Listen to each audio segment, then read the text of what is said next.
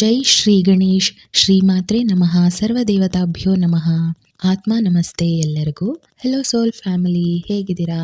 ನೀವು ನೋಡ್ತಾ ಇದ್ದೀರಾ ಅಭಿಜಿತ್ 33 ಯೂಟ್ಯೂಬ್ ಚಾನಲ್. ಸಿಂಹ ರಾಶಿಯ ಆಗಸ್ಟ್ ಮಾಸ ಭವಿಷ್ಯ, tarot guidance and channeling divine ಮೆಸೇಜಸ್ನ ಥ್ರೂ ಕಂಬೈನ್ಡ್ ಆಗಿ ಗೈಡೆನ್ಸ್ನ ನೋಡ್ತಾ ಹೋಗೋಣ.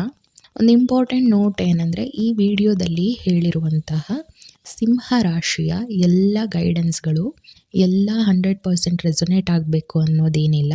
ಬಿಕಾಸ್ ಇದು ಪರ್ಸ್ನಲ್ ಗೈಡೆನ್ಸ್ ಅಲ್ಲ, ಇದು ಒಂದು ಸಾಮೂಹಿಕವಾಗಿ ಸಿಂಹ ರಾಶಿಯವರ ಒಂದು ಆಗಸ್ಟ್ ಮಂತಲ್ಲಿ ಕಲೆಕ್ಟಿವ್ ಎನರ್ಜಿ ಗೈಡೆನ್ಸ್ನ ರೀತಿಯಲ್ಲಿ ತಗೊಳ್ಳುವಂಥದ್ದು.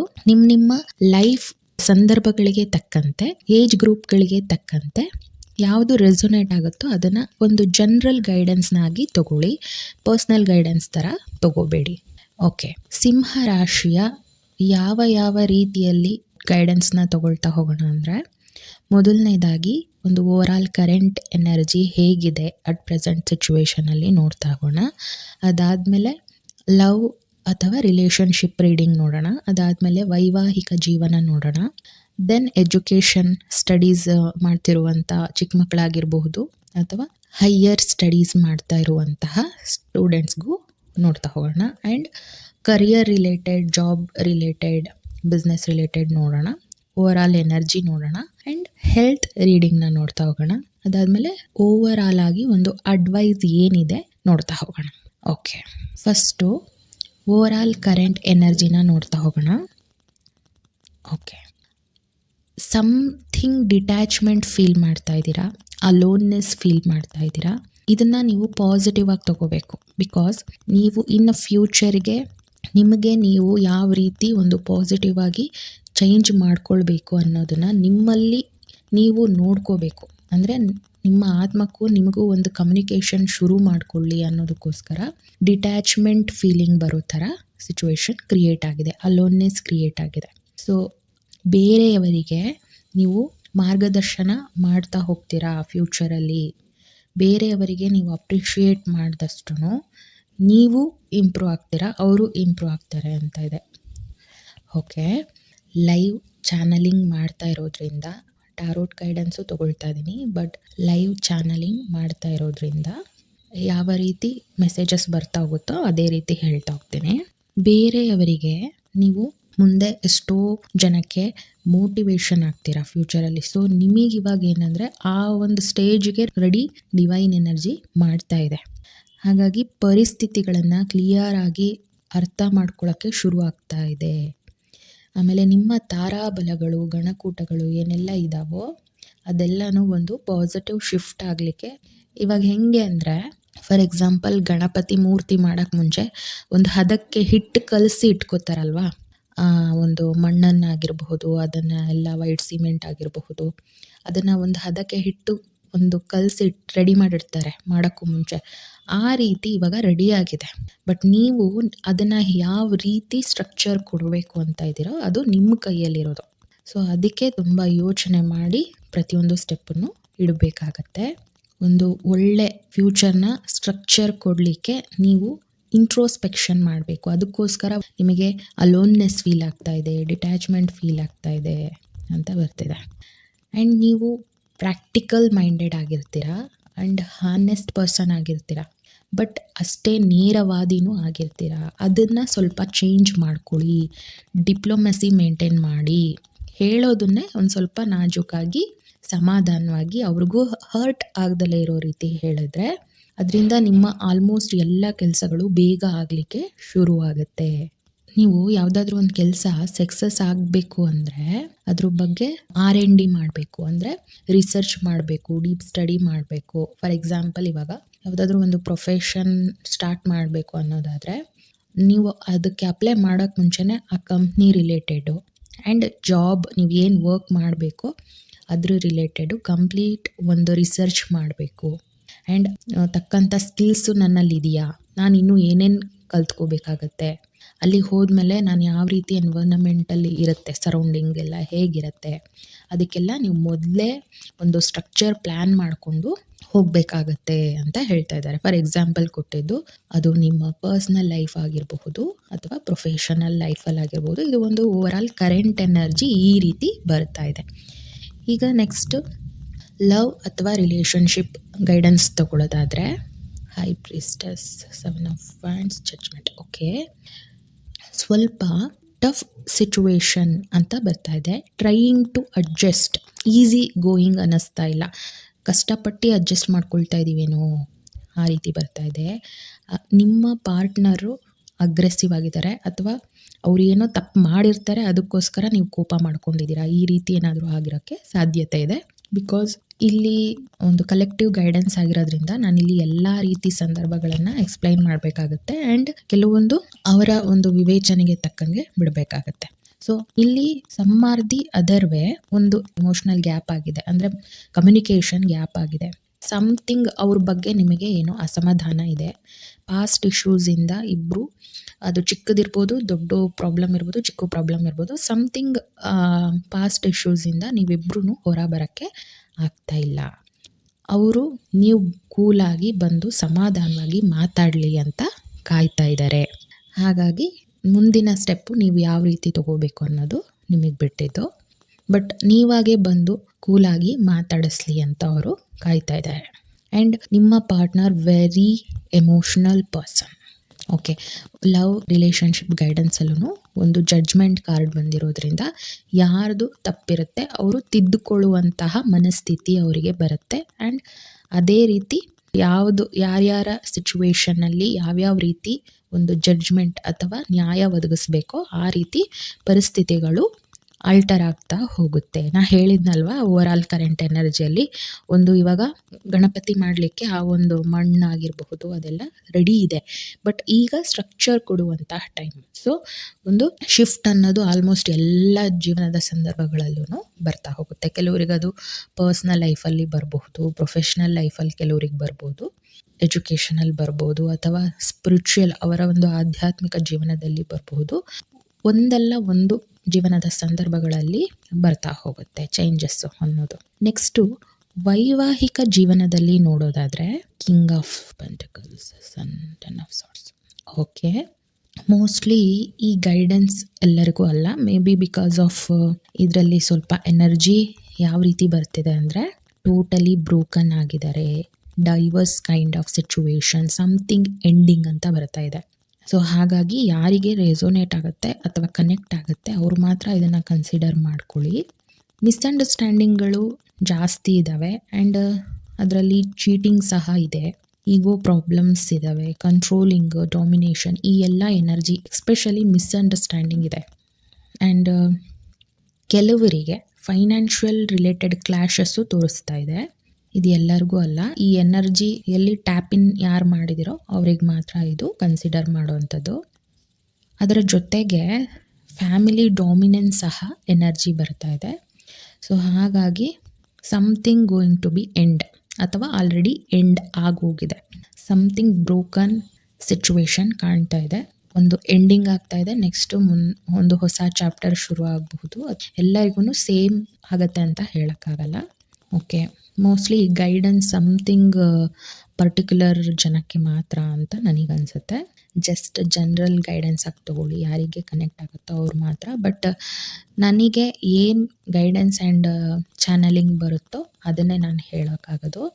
ಬಟ್ ಒಂದಂತೂ ಕರೆಕ್ಟು, ಸಿಂಹ ರಾಶಿಯವರಿಗೆ ಒಂದು ಡಿಟ್ಯಾಚ್ಮೆಂಟ್, ಅಲೋನ್ನೆಸ್ ಅನ್ನೋದು ಎನರ್ಜಿ ಬರ್ತಾ ಇದೆ ಅಂತ ನಾನು ಸ್ಟಾರ್ಟಿಂಗಲ್ಲೇ ಹೇಳಿದೆ. ಸೊ ಅದೇ ಎನರ್ಜಿ ಇಲ್ಲಿ ಕನೆಕ್ಟ್ ಆಗ್ತಾ ಇದೆ.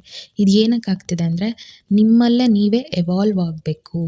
ನಿಮ್ಮ ಸೋಲ್ ಕಾಂಟ್ರಾಕ್ಟಲ್ಲಿ ಏನಿತ್ತು ಪಾಸ್ಟ್ ಎನರ್ಜೀಸು ಅದೆಲ್ಲ ಕ್ಲಿಯರ್ ಔಟ್ ಆಗ್ತಾ ಇದೆ.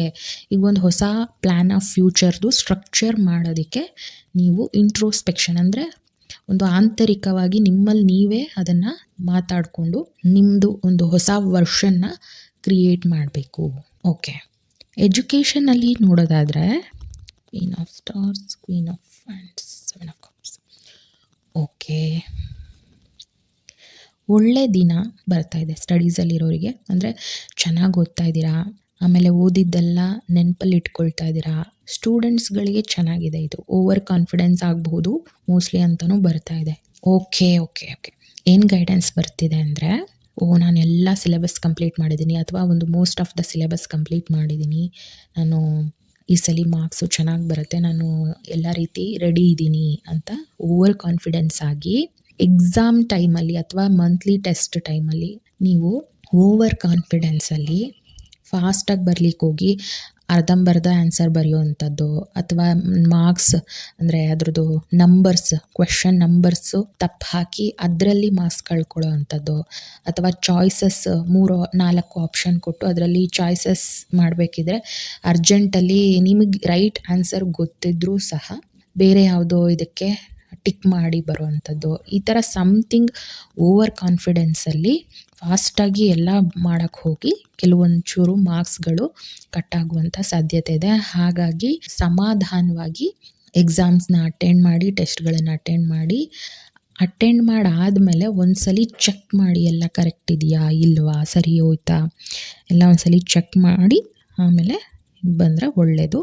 ಓದೋದ್ರಲ್ಲಿ ತುಂಬ ಚೆನ್ನಾಗಿ ಬಂದಿದೆ, ಚೆನ್ನಾಗಿ ಓದ್ತೀರಾ. ಯಾಕಂದರೆ ಒಂದು ಅಲೋನ್ನೆಸ್, ಡಿಟ್ಯಾಚ್ಮೆಂಟ್ ಎನರ್ಜಿ ಓವರಾಲ್ ಆಗಿ ಅಂತ ನೋಡೋದಲ್ಲ, ಆ ಒಂದು ಅಲೋನ್ನೆಸ್ ಬಂದಾಗ ಏನಾಗುತ್ತೆ, ನಮ್ಮಲ್ಲಿ ನಾವೇ ಸ್ಟಡಿ ಮಾಡೋದು, ನಮ್ಮಲ್ಲಿ ಒಂದು ಜ್ಞಾನದ ಶಕ್ತಿ ಜಾಗೃತ ಆಗೋಕ್ಕೆ ಶುರು ಆಗುತ್ತೆ. ಯಾವಾಗ ಅಲೋನ್ನೆಸ್ ಎನರ್ಜಿ, ಇಂಟ್ರೋಸ್ಪೆಕ್ಷನ್ ಎನರ್ಜಿ ಬರುತ್ತೋ ನಮ್ಮಲ್ಲಿ ಒಂದು ಜ್ಞಾನದ ಶಕ್ತಿ ಜಾಗೃತ ಆಗುತ್ತೆ. ನೋಡಿ ಎಲ್ಲಿಂದ ಎಲ್ಲಿಗೆಲ್ಲ ಕನೆಕ್ಟ್ ಆಗ್ತಾ ಇದೆ. ಸೊ ಎಜುಕೇಷನಲ್ಲಿ ತುಂಬ ಚೆನ್ನಾಗಿದೆ, ಬಟ್ ಓವರ್ ಕಾನ್ಫಿಡೆನ್ಸಲ್ಲಿ ಸ್ವಲ್ಪ ರಿಸಲ್ಟ್ಗಳು ಏರುಪೇರು ಆಗಬಹುದು. ಅದನ್ನು ಸ್ವಲ್ಪ ಸಮಾಧಾನವಾಗಿ ನೋಡ್ಕೊಳ್ಳಿ. ಓಕೆ, ನೆಕ್ಸ್ಟು ಕರಿಯರಲ್ಲಿ ನೋಡೋದಾದರೆ, ಬಿಸ್ನೆಸ್, ಜಾಬ್ ಇದರಲ್ಲೆಲ್ಲ ನೋಡೋದಾದರೆ 2 ಥರದ ರೀತಿ ಗೈಡೆನ್ಸ್ ಬರ್ತಾ ಇದೆ ಇಲ್ಲಿ. ಕೆಲವರಿಗೆ ಹೊಸದಾಗಿ ಯಾವುದೋ ಒಂದು ವರ್ಕಿಂಗ್ ಕರಿಯರ್ ಶುರು ಆಗ್ತಾ ಇದೆ, ಅವರಲ್ಲಿ ಇನ್ನೂ ಎಕ್ಸ್ಪೀರಿಯನ್ಸ್ ಕಮ್ಮಿ ಇದೆ, ಬಟ್ ಮಲ್ಟಿ ಟಾಸ್ಕಿಂಗ್ ಇದ್ದಾರೆ, ಸ್ಕಿಲ್ಫುಲ್ ಇದ್ದಾರೆ, ಬೇಗ ಅದನ್ನು ಅಡ್ಯಾಪ್ಟ್ ಮಾಡ್ಕೋತಾರೆ ಆ್ಯಂಡ್ ಗ್ರೋತ್ ಆಗ್ತಾ ಹೋಗುತ್ತೆ. ಬಟ್ ಏನಂದರೆ ಎಗೈನ್ ಸ್ವಲ್ಪ ನೇರ ನುಡಿ, ನೇರ ಮಾತು ಆಡಬಾರ್ದು. ಡಿಪ್ಲೊಮಸಿಯಾಗಿ ಕರಿಯರಲ್ಲಿ ಮುಂದುವರಿತಾ ಹೋಗಬೇಕಾಗತ್ತೆ. ಆ್ಯಂಡ್ ನಾನು ಆಲ್ರೆಡಿ ಹೇಳಿದಾಗೆ, ನೀವು ಅಲ್ಲಿ ಹೋಗೋ ಮುಂಚೆ ಒಂದು ಫ್ಯೂಚರ್ ಸ್ಟ್ರಕ್ಚರ್ನ ನೀವು ಪ್ಲ್ಯಾನ್ ಮಾಡಿಕೊಂಡು ಅದರ ಸರೌಂಡಿಂಗು, ಅದರ ಎನ್ವೈರ್ನಮೆಂಟು ಆ್ಯಂಡ್ ನೀವೇನಿನ್ನು ಅಪ್ಗ್ರೇಡ್ ಆಗಬೇಕು ಸ್ಕಿಲ್ಸ್ ವೈಸು, ಆಮೇಲೆ ಕಮ್ಯುನಿಕೇಷನಲ್ಲಿ ಡಿಪ್ಲೊಮಸಿನ ಒಂದು ನಾಜೂಕುತನನ ತರಬೇಕಾಗತ್ತೆ. ಇದು ಒಂದು ಇನಿಷಿಯಲ್ ಸ್ಟೇಜಲ್ಲಿ ಇರುವಂಥ, ಇನ್ನೂ ಎಕ್ಸ್ಪೀರಿಯನ್ಸ್ ಆಗಬೇಕಾಗಿರೋದು ಅಂಥ ಒಂದು ಸ್ಟೇಜಲ್ಲಿ ಶುರು ಮಾಡ್ತಾ ಇರುವಂತಹ ಕರಿಯರ್ ಲೈಫ್ನ ಶುರು ಮಾಡ್ತಿರುವಂಥವರಿಗೆ ಇದು. ಆ್ಯಂಡ್ ಇನ್ನು ಕೆಲವರಿಗೆ 2 type of earning same time. For example ಬಿಸ್ನೆಸ್ಸಲ್ಲಿ ಈಗ ಒಬ್ಬರು ವರ್ಕ್ ಮಾಡ್ತಾ ಇದ್ದಾರೆ, ಅದ್ರ ಜೊತೆಗೆ ಸೇಮ್ ಟೈಮು ಬಿಸ್ನೆಸ್ಸಿಗೆ ಒಂದಿಷ್ಟು ಮನಿ, ಅವ್ರ ಫ್ರೆಂಡ್ ಬಿಸ್ನೆಸ್ ಮಾಡ್ತಿದ್ದಾರೆ ಅಂದರೆ ಅದರಲ್ಲಿ ಮನಿ ಇನ್ವೆಸ್ಟ್ ಮಾಡಬಹುದು. ಆ ಥರ 2 ಟೈಪ್ ಆಫ್ ಅರ್ನಿಂಗ್ ಮಾಡುವಂಥ ಸಾಧ್ಯತೆ ಇದೆ, ಆಪರ್ಚುನಿಟೀಸ್ಗಳು ಇದೆ. ಸೊ ಇನ್ನೊಂದು ಮುಖ್ಯವಾದ ಗೈಡೆನ್ಸ್ ಏನಂದರೆ, ಬಿಸ್ನೆಸ್ ಮಾಡೋರಿಗೆ ಎಕ್ಸ್ಪೆಷಲಿ ಅವರು ಬಿಸ್ನೆಸ್ ಶುರು ಮಾಡೋಕ್ಕೆ ಮುಂಚೆ ಅದರಲ್ಲಿ ಪಳಗಿರುವಂತಹ ಸಾಕಷ್ಟು ಒಂದು 15-20 ವರ್ಷದ ಮೇಲೆ ಎಕ್ಸ್ಪೀರಿಯನ್ಸ್ ಇರುವಂತಹ ವ್ಯಕ್ತಿಯನ್ನು ಇನ್ವಾಲ್ವ್ ಮಾಡ್ಕೊಳ್ಳೋದು ತುಂಬ ಇಂಪಾರ್ಟೆಂಟ್ ಆಗುತ್ತೆ. ಬಿಕಾಸ್ ಅವರಲ್ಲಿ ಆಲ್ರೆಡಿ ಅದ್ರ ಬಗ್ಗೆ ಎಲ್ಲ ನಾಲೆಡ್ಜ್ ಇರೋದ್ರಿಂದ ಅವ್ರನ್ನ ಪಾರ್ಟ್ನರ್ ವೈಸ್ ತೊಗೊಂಡಿಲ್ಲ ಅಂದ್ರೂ ಒಂದು ಫೈನಾನ್ಷಿಯಲ್ ಅಡ್ವೈಸರ್ ಆಗೋ, ಅಥವಾ ಅವ್ರಿಗೆ ಒಂದು ಚಿಕ್ಕದಾಗಿ ಸ್ಟಾರ್ಟ್ ಮಾಡ್ತಿದ್ರೆ ಪ್ರತಿಯೊಂದು ಮಾಡೋ ಮುಂಚೆ ಅವರಲ್ಲಿ ಒಂದು ಸಜೆಷನ್ ಕೇಳಿಕೊಂಡು ಮಾಡೋದು ನಿಮಗೆ ತುಂಬ ಪ್ರಾಫಿಟ್ ತಂದುಕೊಡುತ್ತೆ. ಆಮೇಲೆ ಡಾಂಕಿ ವರ್ಕ್ ಮಾಡಬಾರ್ದು, ಸ್ಮಾರ್ಟ್ ವರ್ಕ್ ಮಾಡಬೇಕು ಅಂತಾರಲ್ಲ, ಈ ಒಂದು ಇದಕ್ಕೆ ಅಡ್ಯಾಪ್ಟ್ ಮಾಡ್ಕೊಳ್ಬೋದು ನೀವು. ನಿಮ್ಮ ಪ್ರೊಫೆಷನ್ ಲೈಫಲ್ಲೂ ಒಂದು ಹೊಸ ಚಾಪ್ಟರ್ ಶುರುವಾಗ್ತಾ ಇದೆ. ಓಕೆ, ಓವರಾಲ್ ಆಗಿ ಒಂದು ಕರಿಯರ್ ವೈಸು, ಎಜುಕೇಷನ್ ವೈಸು ತುಂಬ ಚೆನ್ನಾಗಿದೆ. ಹೆಲ್ತ್ ರೀಡಿಂಗಲ್ಲಿ ನೋಡೋದಾದರೆ Nine of Pentacles, Ace of Swords, Seven of Stars. Okay, ಸ್ವಲ್ಪ ವೇಟ್ ಗೇನ್ ಆಗುವಂತಹ ಸಾಧ್ಯತೆ ಇದೆ. ಆಮೇಲೆ ವಾಚ್ ಕಟ್ತೀವಲ್ಲ ಆ ಜಾಗ ಅಂದರೆ ವ್ರಿಸ್ಟ್ ಪೇಯ್ನ್ ಆಗುವಂತಹ ಸಾಧ್ಯತೆ ಇದೆ. ಆಮೇಲೆ ಹಸ್ತದ ರಿಲೇಟೆಡ್ ಸಮಥಿಂಗ್ ಥಂಡಿ ಆಗೋದು ಅಥವಾ ನೋವು ಬರೋದು ಪಾದಗಳಿಗೆ, ಆಮೇಲೆ ಹಸ್ತಗಳಿಗೆ ನೀರಲ್ಲಿ ಜಾಸ್ತಿ ಇದು ಮಾಡ್ತಿರ್ತೀವಲ್ಲ ಆ ಥರ ಸ್ವಲ್ಪ ಪೇಯ್ನ್ ಆಗುವಂಥದ್ದಾಗಿರ್ಬೋದು, ಅಥವಾ ಕೈ ಎಲ್ಲಿಗೋ ತಗಲಿಸ್ಕೊಂಡು ಹಸ್ತದ ಹತ್ರ ಸ್ವಲ್ಪ ಪೇಯ್ನ್ ಆಗೋದು, ಸಮಥಿಂಗ್ ಈ ಥರ ನನಗೆ ಗೈಡೆನ್ಸ್ ಬರ್ತಾ ಇದೆ. ಓಕೆ, ಕತ್ ನೋವು, ಮರವಿನ ಕಾಯಿಲೆ ಕೆಲವರಿಗೆ ಬರ್ತಾ ಹೋಗುತ್ತೆ. ಮೋಸ್ಟ್ಲಿ ಅದು ಆಫ್ಟರ್ 40 ಅಂತ ಅನ್ಕೋತೀನಿ. ಮರವಿನ ಕಾಯಿಲೆ ಬರ್ತಾ ಹೋಗುತ್ತೆ. And over thinking issues. So especially ಇಲ್ಲಿ over thinking issues personal life related ಇರಬಹುದು. ಮೇ ಬಿ ಬಿಕಾಸ್ ರೀಡಿಂಗ್ಸಲ್ಲಿ ಗೈಡೆನ್ಸ್ ಎಲ್ಲ ಅದೇ ಥರ ಅಲ್ವಾ ಬಂದಿರೋದು. ಸೊ ಹಾಗಾಗಿ ಮೈಂಡ್ ರಿಲೇಟೆಡ್ ಹೆಡೇಕ್ ಆ್ಯಂಡ್ ಡಿಪ್ರೆಷನಲ್ಲಿ ಹೋದಾಗ ಏನಾಗುತ್ತೆ, ನಮ್ಮ ಥರ್ಡ್ ಐ ಚಕ್ರ, ನಮ್ಮ ಬಾಡಿಯಲ್ಲಿ 7 ಚಕ್ರಾಸ್ ಇದೆ. ಅದನ್ನೇ ನಮಗೆ ಮೇಂಟೈನ್ ಮಾಡೋದು. ಓವರ್ ಆಲ್ ಆಗಿ ಆ 7 ಚಕ್ರಾಸೇ ನಮ್ಮನ್ನು ಮೇಂಟೈನ್ ಮಾಡೋದು. ಓಕೆನಾ. ಅದರಲ್ಲಿ ಥರ್ಡ್ ಐ ಚಕ್ರ ಆ್ಯಂಡ್ ಕ್ರೌನ್ ಚಕ್ರ ಏನಾಗುತ್ತೆ, ನಾವು ಓವರ್ ಥಿಂಕಿಂಗ್ ಮಾಡೋದು, ಡಿಪ್ರೆಷನಿಗೆ ಹೋಗೋದು, ನೆಗೆಟಿವ್ ಎಮೋಷನ್ಸ್ನ ಜಾಸ್ತಿ ಫೀಲ್ ಮಾಡ್ತಾ ಹೋದಂಗೆ ನಮ್ಮ ಥರ್ಡ್ ಐ ಆ್ಯಂಡ್ ಕ್ರೌನ್ ಚಕ್ರ ಏನಾಗುತ್ತೆ, ಬ್ಲಾಕ್ ಆಗಲಿಕ್ಕೆ ಶುರು ಆಗುತ್ತೆ. ಸೊ ನಾವೇನು ಮಾಡಬೇಕು, ಅದನ್ನು ಆ್ಯಕ್ಟಿವೇಟ್ ಮಾಡ್ಕೊಳ್ಬೇಕು. ಅದನ್ನು ಆ್ಯಕ್ಟಿವೇಟ್ ಮಾಡ್ಕೊಳ್ಬೇಕಂದ್ರೆ ಆಬ್ವಿಯಸ್ಲಿ ಧ್ಯಾನ ಮಾಡಲೇಬೇಕು. ಧ್ಯಾನ ಹೇಗೆ ಮಾಡೋದು, ಸುಮಾರು ವೀಡಿಯೋಸ್ಗಳಿದ್ದಾವೆ. ಸೊ ಟ್ರೈ ಮಾಡಿ ಧ್ಯಾನ ಒಂದ್ಸರಿ. ಅದು ಅಲ್ಲದೆ ನಿಮಗೆ ಇಂಟ್ರೋಸ್ಪೆಕ್ಷನ್ನೇ ಎನರ್ಜಿನೇ ಬಂದಿದೆ. ಸೊ ಅಂದರೆ ಒಂಟಿಯಾಗಿದ್ದು ಮುಂದಿನ ಲೈಫ್ ಬಗ್ಗೆ ಒಂದು ಪ್ಲ್ಯಾನ್ ಮಾಡಿ. ಆ್ಯಂಡ್ ನಿಮ್ಮ ಜೊತೆ ನೀವಿರಿ, ನಿಮ್ಮ ಜೊತೆ ನೀವು ಮಾತಾಡಿ. ನಿಮ್ಮಲ್ಲಿ ಹೊಸದಾಗಿ ಒಂದು ಫೀನಿಕ್ಸ್ ಪಕ್ಷಿ ಥರ ಯಾವ ರೀತಿ ಹೊರ ಹೊಮ್ಮಬಹುದು, ಹೊಸದಾಗಿ ಲೈಫ್ನ ಹೇಗೆ ಲೀಡ್ ಮಾಡಬಹುದು, ಇದನ್ನು ನಿಮ್ಮ ಜೊತೆ ನೀವೇ ಒಂದು ಅಲೋನ್ ಟೈಮ್ ಡಿವೈನೇ ಕೊಟ್ಟಿದ್ದಾರೆ. ಯಾಕಂದರೆ ಇನ್ನು ಮುಂದಿನ ಲೈಫು ಹಳೆ ಎನರ್ಜಿ ಎಲ್ಲ ಲೆಟ್ ಗೋ ಮಾಡಿ ಹೊಸ ಎನರ್ಜಿಯಲ್ಲಿ ಯಾವ ರೀತಿ ನೀವು ಹೊರ ಹೊಮ್ಮಬೇಕು, ನಿಮ್ಮ ಲೈಫು ಮುಂದಿಂದ ಹೇಗಿರಬೇಕು, ಅದು ಸ್ಪಿರಿಚುವಲ್ ಆಗೂ ಇರುತ್ತೆ. ಅಂದರೆ ಆಧ್ಯಾತ್ಮಿಕವಾಗಿಯೂ ಥಿಂಕ್ ಮಾಡಬೇಕಾಗತ್ತೆ. ಯಾಕಂದರೆ ಬರೀ ಇಲ್ಲಿ ನಾವು ದೇಹದ ಪ್ರಕೃತಿಗೋಸ್ಕರ ಅಷ್ಟೇ ಬರೋದಲ್ಲ, ನಾವು ಬರೋದೇ ಸೋಲ್ ಕಾಂಟ್ರಾಕ್ಟ್ ಮಾಡಿಕೊಂಡು ನಮ್ಮ ಆತ್ಮ ಉದ್ಧಾರ ಆಗಲಿಕ್ಕೆ. ಹಾಗಾಗಿ ಒಂದು ಇಂಟ್ರೋಸ್ಪೆಕ್ಷನ್ ಟೈಮ್ ಅನ್ನೋದು ಅಂದರೆ ನಮ್ಮ ಆಂತರ್ಯದಲ್ಲಿ ನಾವು ಒಂದಾಗಿ ಮಾತಾಡೋದು, ಇದು very important time. So over all advice ನೋಡೋಣ ಇವಾಗ. Full 2 of cups, ace of cups. Okay profession ಲೈಫಲ್ಲಿ ನ್ಯೂ ಚಾಪ್ಟರ್ ಶುರು ಆಗುತ್ತೆ. ಸೊ ರಿಸ್ಕ್ ತೊಗೊಳ್ಲೇಬೇಕಾಗತ್ತೆ, but proper advised from experienced person. Okay, ಒಂದು ಆಲ್ರೆಡಿ ಹೇಳಿರೋ ಹಾಗೆ ಎಕ್ಸ್ಪೀರಿಯನ್ಸ್ಡ್ ಪರ್ಸನ್ ಜೊತೆ ನೀವು ಪ್ಲ್ಯಾನ್ಸ್ ಮಾಡಿ ನಂತರ ನೀವು ಬಿಸ್ನೆಸ್ ಆಗಿರ್ಬೋದು, ಅದು ಪ್ರೊಫೆಷನ್ ಆಗಿರ್ಬೋದು, ಅವರ ಅಕಾರ್ಡಿಂಗ್ ನೀವು ಪ್ಲ್ಯಾನ್ಸ್ ಮಾಡ್ಕೊಳ್ಳಿ. ಆ್ಯಂಡ್ ಓಕೆ, ಸಿಂಹ ರಾಶಿಯವರು ಸಖತ್ತು ಸ್ವಾಭಿಮಾನಿ ಅಂತ ಗೈಡೆನ್ಸ್ ಬರ್ತಿದೆ. ಅದು ಹೌದು, ಅದು ಜನರಲ್ ಆಗಿ ಎಲ್ಲರಿಗೂ ತಿಳಿದಿರುವಂಥದ್ದು. ಓವರ್ ಸ್ವಾಭಿಮಾನಿ ಅಂದರೆ ಒಂದು ನಾರ್ಮಲ್ ಆಗಿ ಎಷ್ಟು ಇರಬೇಕೋ ಅದಕ್ಕಿಂತ ಹೆಚ್ಚು ಸ್ವಾಭಿಮಾನಿ.